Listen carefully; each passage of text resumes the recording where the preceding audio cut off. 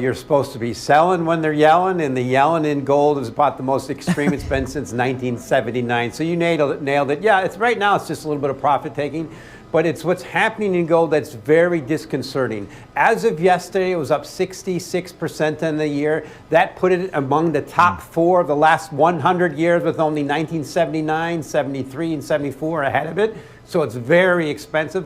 At the same time, crude oil was down about 20%. That disparity around 86% has never happened. It's never been that extreme. So gold going up, crude oil going down that much is a severe global deflationary force. And the question is what it means. I'm really concerned that also this is happening. One thing that has never happened to with stock market volatility this low. Gold usually goes up when stock market's having a problem. So I'm worried about a little bit of reversion, uptick in stock market volatility. Gold might be warning us. Well, you talked about oil. What about the strengthening of the U.S. dollar? I mean, can you talk about that relationship between the dollar and gold? Yes, it's definitely a key factor this year. The dollar's been weaker, gold's been stronger. All commodities are mostly denominated in the dollar. It's just not as much of a factor here. The key thing for the dollar is, first of all, we have a very controversial president, which is somewhat very good for gold. Every time Mr. Trump speaks and pushes back on the Fed, gold market seems to smile. And also we have recurring wars, and according to NATO, the second largest economy in the world being a decisive enabler of the war in Europe. So that's all really good for gold. The problem is it always goes up for a reason. I like to stick to the disciplines of, you just take gold versus its 60-month moving average. It reached the highest yesterday since 1981. And certain signals, you're supposed to just ignore everything. And if you've been long, if you've been bullish, that's not a spot to be overweight long. It's usually a spot you're supposed to say thank you and give some back to the market. So how much pullback would be a reasonable or a healthy pullback in gold?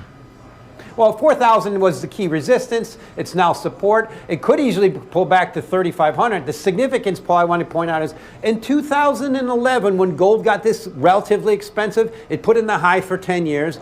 In 2008, when it got to around $1,000, it backed down about $700, about 30%. So a 30% correction from these levels is normal. The key thing is what could be a trigger, and I'm worried about a similar 2008 type scenario, because gold went down because everything went down back then. Now the problem is both. It could be negative for gold if stocks keep strong and volatility stays low. There could be a little pressure factor on the ancient store value. But if the stock market has a bit of a 5-10% correction, which we haven't had in a long time, that can push everything lower. So right now it's also the time of year we get volatility, and I'm kind of it just makes me very concerned about what might happen as we get through the end of the year. Hey, Mike, we've been talking a lot about a government shutdown, right? I think we're in day 21 if we're keeping track. But the Commodity Futures Trading Commission, that report, that's been put on hold. I mean, how crucial is that for you to keep an eye on?